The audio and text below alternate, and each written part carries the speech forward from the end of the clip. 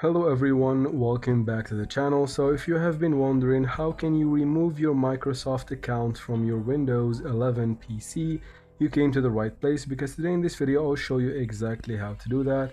So let's jump right into it. First, of course, go ahead and tap on the start button right here, or click right here, and then we need to go to settings. So it's either here, or you can simply search for settings right here, as you can see, and here it is.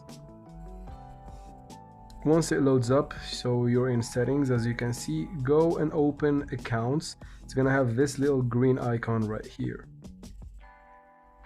So under account settings, in accounts, go to your info, and here under account settings you find your Microsoft account.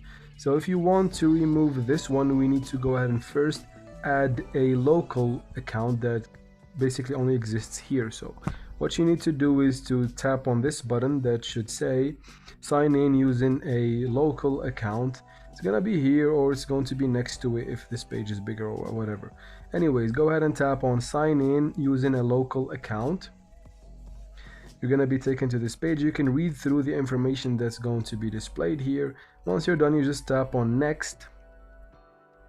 It's going to ask you for your PIN code for security, of course, and here you can get to name your basically your new local account. It's going to be on this PC, so just go ahead and give it a username, password, confirm the password, and add a hint for in case you forget the password in the future. Once you're done, you can tap on next and you should be good to go. Just like that, you have removed your Microsoft account and actually added a local account to basically be able to remove your original Microsoft account. And that's it for this video, guys. I hope it was useful. If it was, please like and comment down below. Don't forget to subscribe for future videos like this one, and as always, thank you very much for watching, and see you in future videos.